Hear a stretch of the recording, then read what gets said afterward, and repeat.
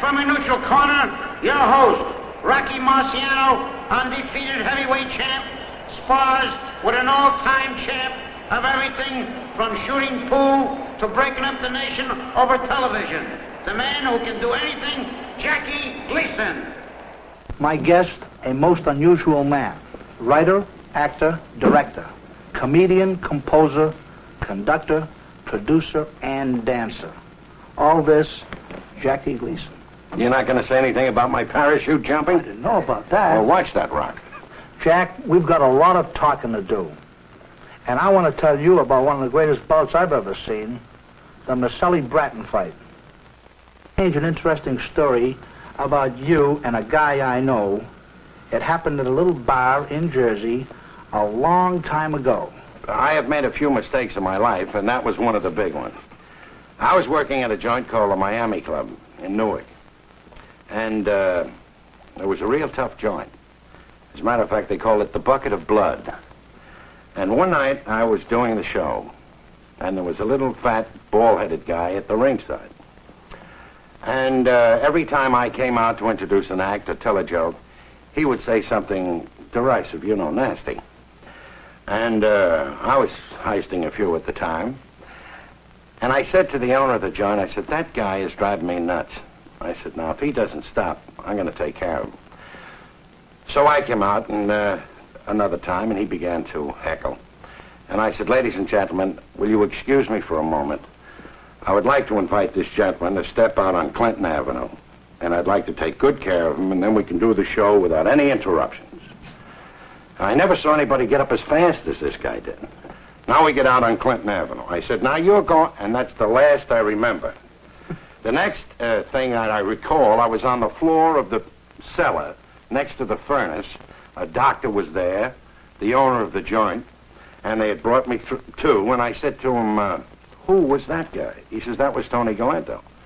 I said, did you know it was Tony Galento? He said, sure. I said, well, why didn't you tell me? He said, well, you're a wise guy. You know, I thought I'd let you go up against him.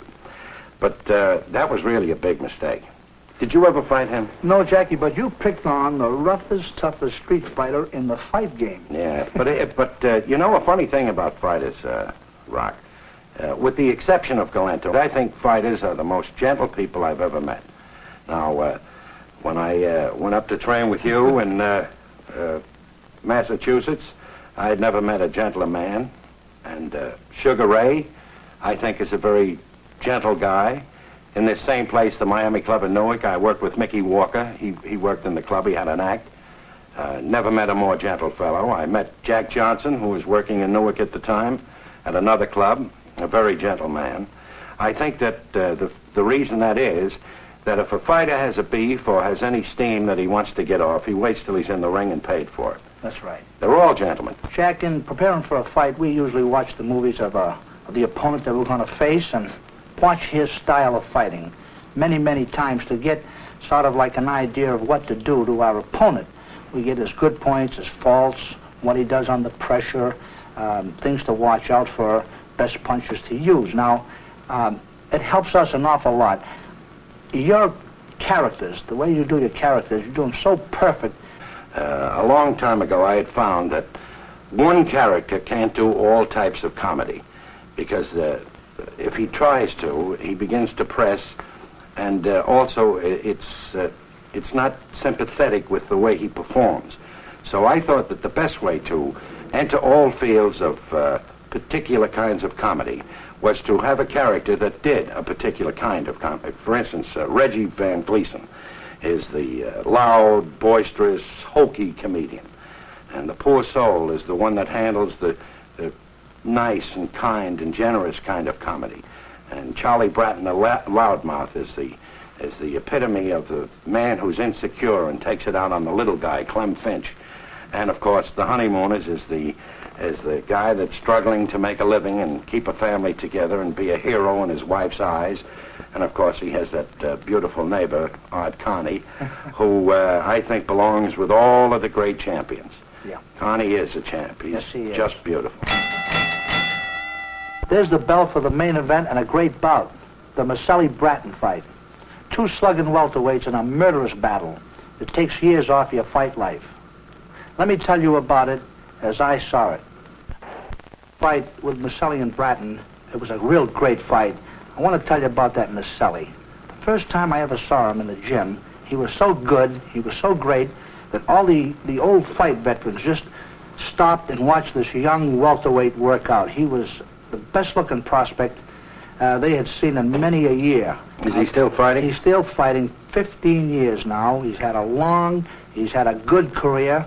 He's had the best fights were 6 and 7 years ago, and I just wish that he wouldn't continue to fight because he was so good, and he's not looking too good these days. So has Bratton's retired? Bratton had to stop fighting, and here's a fellow that had a great career, a short one. But he did go on to win the NBA title and was really dangerous, feared while he was in there. I think he fought a little past his time, too. Well, I guess, all fighters have a tough time quitting. I know that you're itchy. Yes, it is a tough thing to quit, believe me. Jack, I've made up a pair of golden gloves, my good luck charm. I'd like all my guests to keep as a reminder that the road to the top is a long one, and you've got to keep punching to get there, and you've got to punch to stay there. Thank you very much, Rocky. I appreciate this, and I'll cherish it.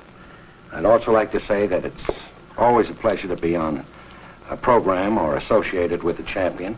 And in my mind, you're one of the greatest champions of all times. So this has been one of the most pleasurable occasions of all times for me. Thank you, Jackie. Thank you, Rocky.